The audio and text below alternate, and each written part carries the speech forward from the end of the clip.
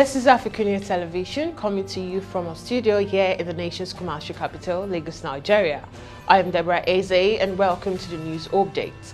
We begin from Nigeria, where the People's Democratic Party PDP governors, under the aegis of PDP Governor Forum, resolved to change the leadership of the country, describing the All Progressives Congress APC government as uncaring and insensitive to the plight of Nigerians.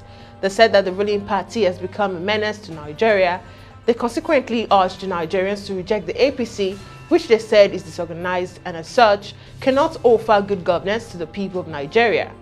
In their post-meeting communique read out by the chairman and Sokoto State Governor Alhaji Aminu Tambuwa, the governors unveiled the readiness of the PDP to take over and offer qualitative leadership options to rescue the nation. The forum urged all party members and party leadership to remain focused and united to win power in 2023, as well as tackle the myriad of problems facing the country.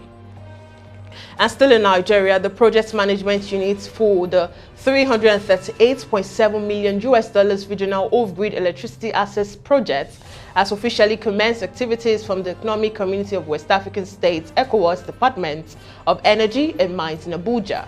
The initiative will provide electricity for households, businesses and schools in 19 countries across West Africa, North and Central Africa. With ROGEAP now in its execution phase, the ECOWAS Commission is focused on a positive outcome for the region, which currently has an electricity access rate of only 50%, with renewable energy forming only a fraction of its energy mix. At a cost of $690 million, the project covers Cote d'Ivoire, the Gambia, Guinea-Bissau, Mali, Niger, Senegal, Togo, and Mauritania.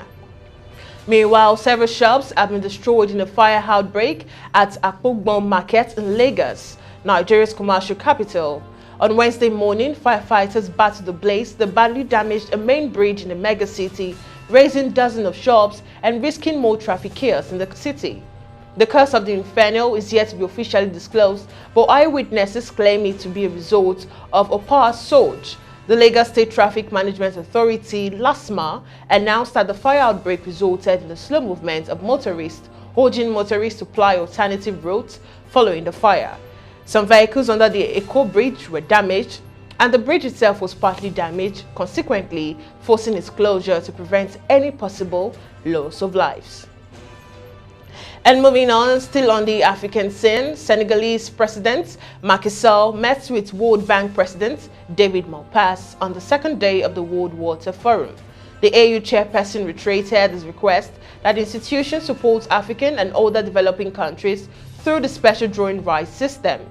The officials discussed challenges and solutions to address water crisis, but economic recovery and special schemes for developing countries were part of the agenda. As the leader touched on the consequences of the Russia and Ukraine conflict on the global economy, Sall reiterated his request that Africa be granted funds through special drawing rights system.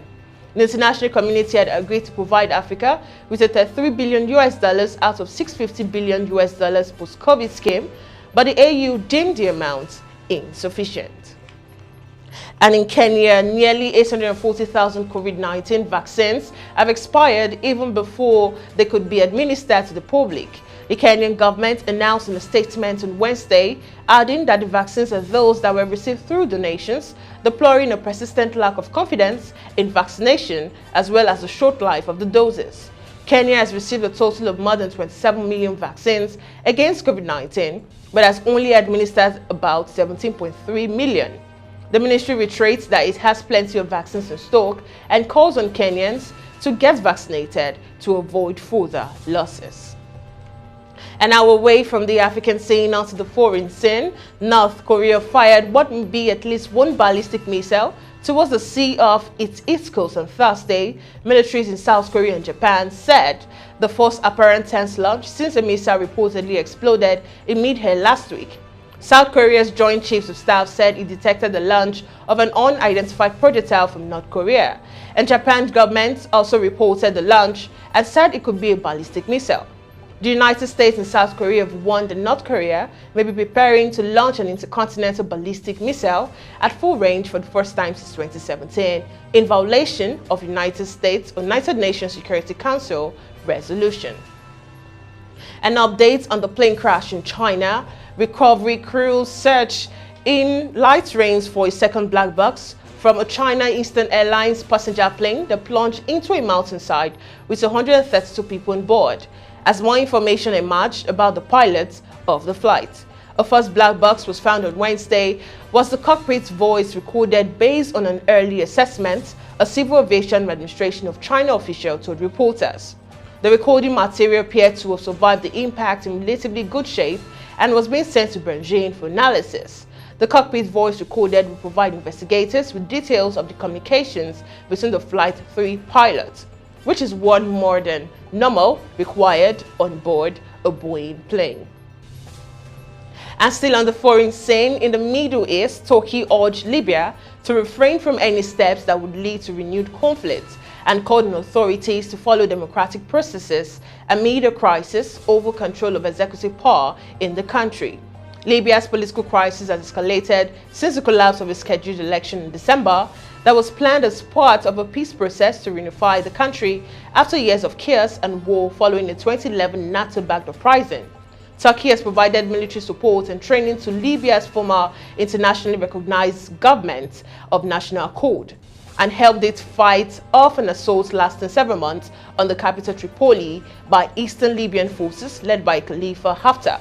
However, the Prime Minister of the unity government said it would only relinquish power after elections, and armed forces backing each side have mobilized around Tripoli, raising fears of another conflict or a return to territorial division.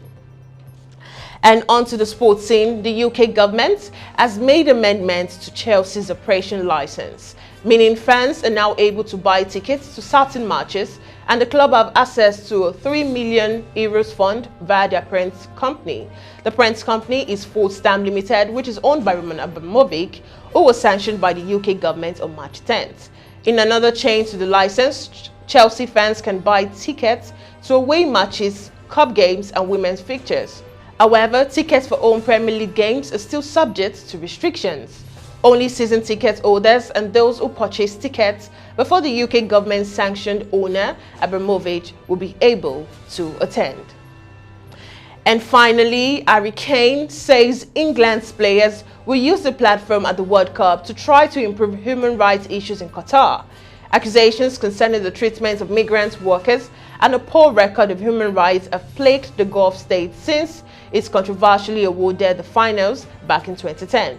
Kane revealed the England squad and staff met for half an hour on Tuesday evening to discuss those issues ahead of the November tournament. The England captain says while that was a first initial discussion, the group have had topics, and he expects Gareth Southgate's squad to continue to explore how they can make a statement, and suggested he and the other senior players would speak with other national team captains to try to find a unified approach. And it's a wrap on news updates today. Do follow all our social media platforms to stay connected and updated. Follow us on Instagram, Facebook, Jointum, and Pangram. And also subscribe to our YouTube channel to keep up with our news and other programs. My name is Deborah Ezeh.